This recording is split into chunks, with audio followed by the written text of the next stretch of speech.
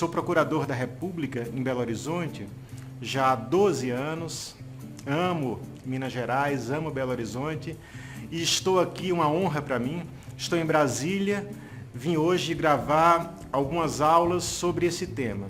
Eu confesso, pessoal, que eu sei fazer melhor, gosto mais de falar sobre o tema interagindo com alunos, enfim, com a audiência, quanto maior, melhor. Aqui estamos gravando isso, não é essa possibilidade, mas estou sempre aberto, tá, pessoal, para esse contato. Bom, gente, eu vou falar sobre a responsabilidade civil.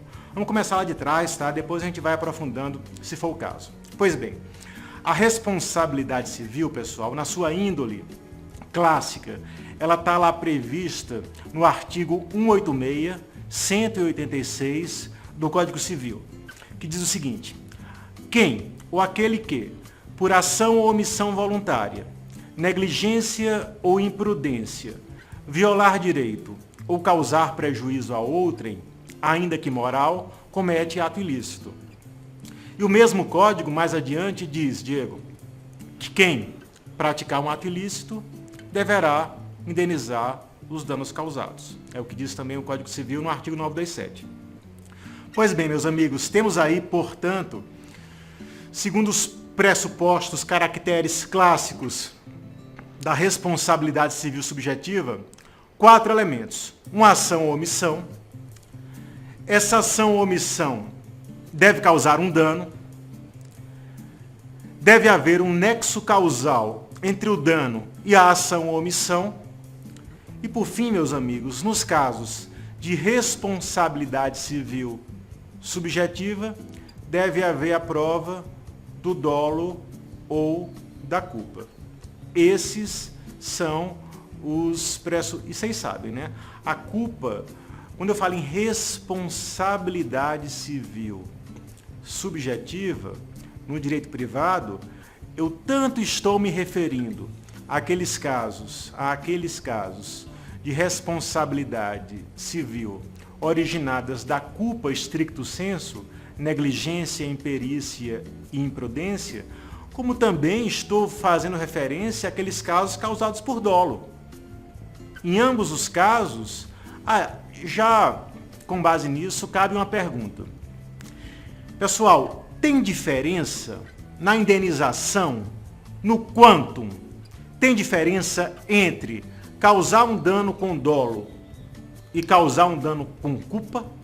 No valor? É o mesmo ou não é? No dano material. Pessoal, digamos que, um exemplo, eu sou distraído, esbarrei meu cotovelo no celular da Caroline, caiu no chão, quebrou.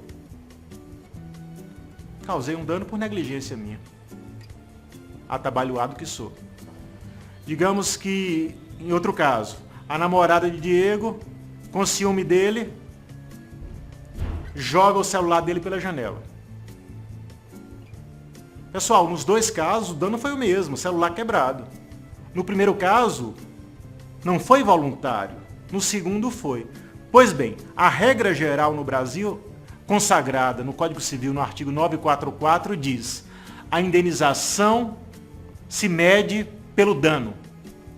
Em outras palavras, pessoal, o metro, por assim dizer, da indenização não é o grau de culpa. Não é a culpa maior, indenização maior, culpa menor, indenização menor. Tá? É o dano. Dano maior, indenização maior, dano menor, indenização menor. Aí vocês podem perguntar, Felipe, isso vale para todos os casos? Não. Existem, pessoal, inúmeras exceções. Aliás, o próprio Código Civil se apressa em mencionar uma. O parágrafo único do artigo 944 diz que quando houver uma excessiva desproporção entre o dano e o grau de culpa, o juiz fica autorizado a reduzir de modo equitativo a indenização. Então, digamos que alguém fuma, sai de casa apressado para ir para o trabalho, deixa lá um cigarro aceso no cinzeiro perto da cama. Por uma fatalidade, o cigarro cai no carpete, começa ali e tal. Enfim, entenderam? Um dano uma culpa, uma negligência relativamente pequena, causa um dano de imensas proporções. Em casos assim, meus amigos, o juiz fica autorizado a reduzir com equidade a indenização. Aliás, o novo Código de Processo Civil, aprovado ontem aqui no Senado em Brasília, hoje, aliás, vão ser votados os destaques, ele tem um dispositivo que diz que o juiz só pode decidir por equidade nos casos previstos em lei. Repete o que o CPC atual prevê, mas depois eu trato disso. Uma outra exceção possível é o dano moral. O STJ, meus amigos, Superior Tribunal de Justiça, Diego, julgando uns casos há uns 3 a 5 anos atrás, ele julgou um caso que ele disse se tratar da mais grave violação a direitos humanos já acontecida no território nacional. Foi o seguinte: um sujeito chamado Marcos Mariano da Silva, caminhoneiro, pernambucano, em 76, gente, em 1976, ele foi preso por um crime que não cometeu. Foi acusado de homicídio. Passou, meus amigos, 3 anos na cadeia, preso, até que o verdadeiro homicida foi encontrado, o assassino. Aí o Marcos Mariano foi posto em liberdade. Pois bem, olha só que loucura. 3 meses depois, ele estava dirigindo o caminhão dele em Pernambuco, foi parado numa blitz da Polícia Civil, um policial civil o reconheceu, achou que ele era foragido e o prendeu de novo.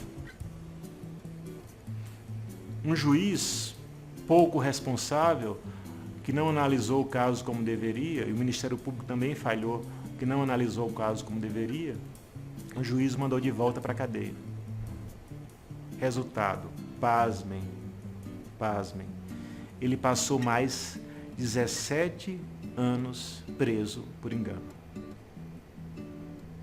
19 anos ao total preso por um crime que não cometeu. Na cadeia, contraiu tuberculose. Na cadeia, muito pobre, como seria de esperar nesses casos. Perdeu contato com a família, com os filhos. Na cadeia, no início do cumprimento da pena ainda, no presídio Aníbal Bruno, em Pernambuco, houve uma tentativa de rebelião, da qual, frise-se, ele não participou, ele ficou na cela dele. A polícia invadiu com cachorros, bomba de gás, aquela coisa toda.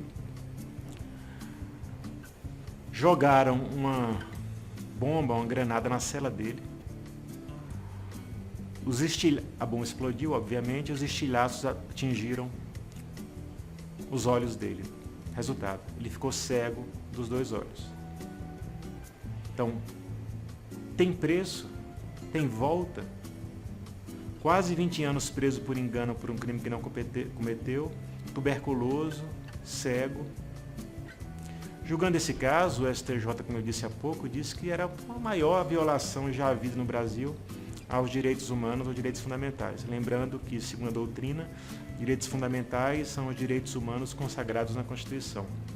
Pois bem, eu já vou me encaminhar para encerrar esse tópico de aula, porque a gente está separando aqui as nossas aulas em 10 ou 12 minutos. Só vou concluir esse caso, tá, pessoal? Então, julgando esse caso, o que foi relator o ministro Luiz Fux, ele disse: não, esse homem morreu e assistiu à morte no cárcere, na cadeia, porque isso é pior que morrer. A outra ministra, Denise Arruda, se não me engano, disse: olha, todo mundo falhou. O executivo, o presídio falhou, o judiciário falhou, o Ministério Público falhou. Então, em casos como esse, não há volta possível e não há preço possível. Por isso, meus amigos, eu vou começar explicando no próximo tópico a questão da função dúplice do dano moral. A dupla função do Dando Moral no próximo tópico de aula. Combinado? Obrigado.